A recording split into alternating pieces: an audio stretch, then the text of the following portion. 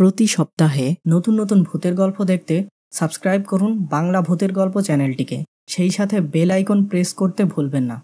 বন্ধুরা, আজকের এই সত্যিকার ভূতের গল্পটি পাঠিয়েছে বাংলাদেশের চুয়াডাঙ্গা থেকে আসিফ।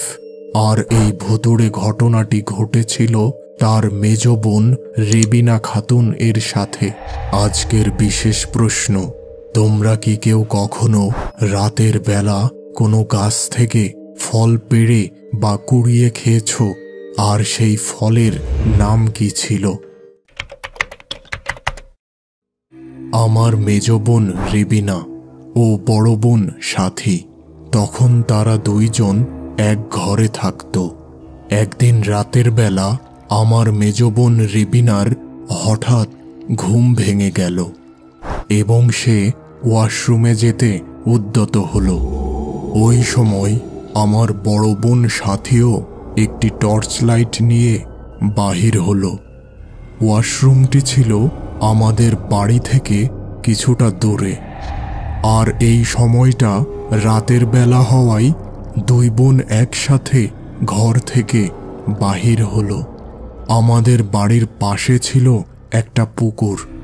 এই পুকুরটিকে গ্রামের মানুষজন এড়িয়ে চলত, আর তার নাম দিয়েছিল কানা পুকুর। অনেক মানুষ এই পুকুরে গোসল করার সময় মারা গিয়েছে, বিশেষ করে ছোট বাচ্চারা। আরও একটি ব্যাপার ছিল এই পুকুরের, এখানে কোনো সময়ই পানি থাকে না। কেবলমাত্র বর্ষাকালে এই পুকুরে পানি জমত, আর ওই সময়ই বিভিন্ন মানুষ মারা যেত। বর্ষা বাদে অন্য সময় এখানে পানির ব্যবস্থা করলেও এই পুকুরের পানি দ্রুত শুকিয়ে যেত।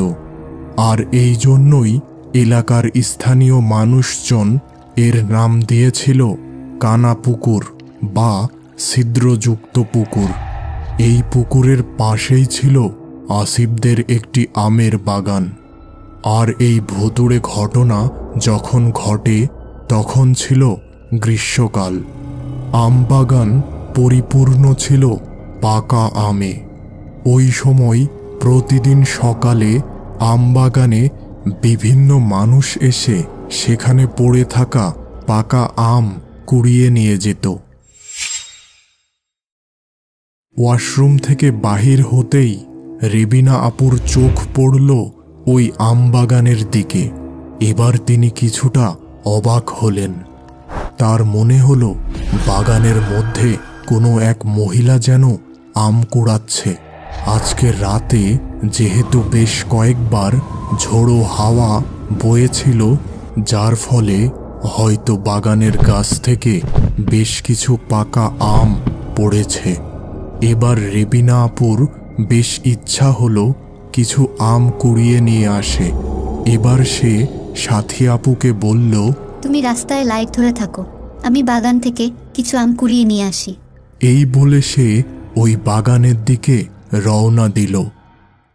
ওই সময়টা ছিল ফজরের আজানের আগ মুহূর্ত। সেই সময়ও চারিপাশ বেশ অন্ধকার ছিল।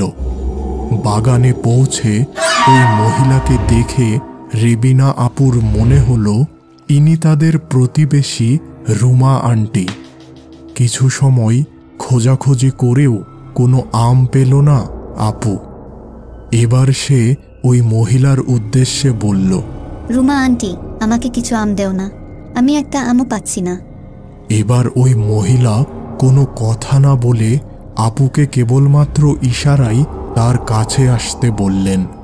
আপু ওই মহিলার দিকে এগোতেই মহিলাটিও বাগানের পাশের বিস্তীর্ণ মাঠের দিকে চলা শুরু করল, আর আপুও তার পিছু পিছু চলতে শুরু করল। এমন সময় ফজরের আজানের ধ্বনি শোনা গেল, আর সাথে সাথে আপুর সামনের মহিলাটি একেবারে অদৃশ্য হয়ে যেন বাতাসে মিশে গেল। আর এই দৃশ্য দেখা মাত্র আপু ওইখানেই অজ্ঞান হয়ে গেল।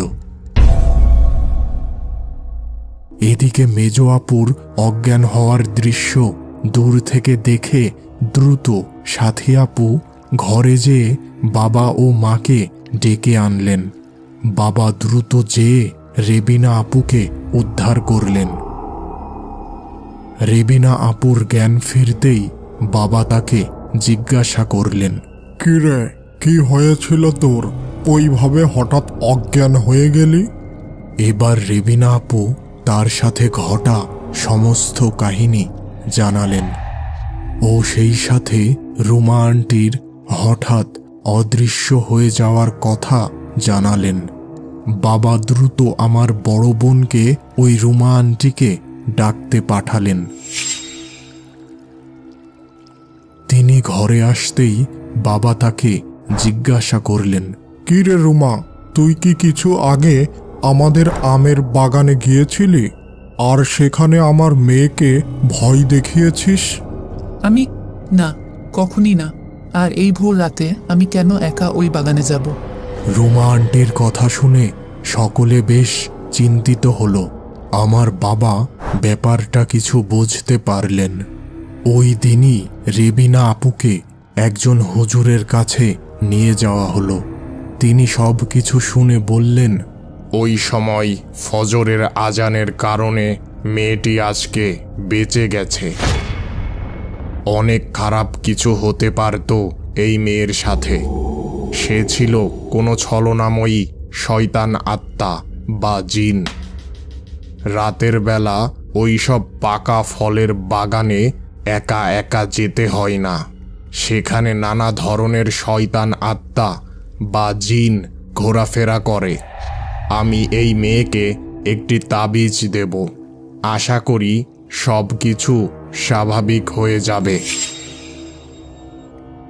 এই সব শয়তান আত্মা বা জিন সম্পর্কে তখন আমার বোন রেবিনা কিছুই জানত না। এই ঘটনার পর সে গ্রামের বয়স্ক মানুষদের কাছ থেকে এই সব শয়তান জিন সম্পর্কে অনেক কিছু জানতে পারে। এরপর থেকে রেবিনা আপু আর কোনোদিন ভোরবেলা ওই আম বাগানে যায়নি। এমনকি তিনি তার বান্ধবীদের রাতের বেলা ফলের বাগানে ফল কুড়াতে যেতে বারণ করতেন। তিনি সব সময় চেষ্টা করতেন তার সাথে ওই রাতে যা কিছু ঘটেছে তা যেন আর কারো সাথে না ঘটে।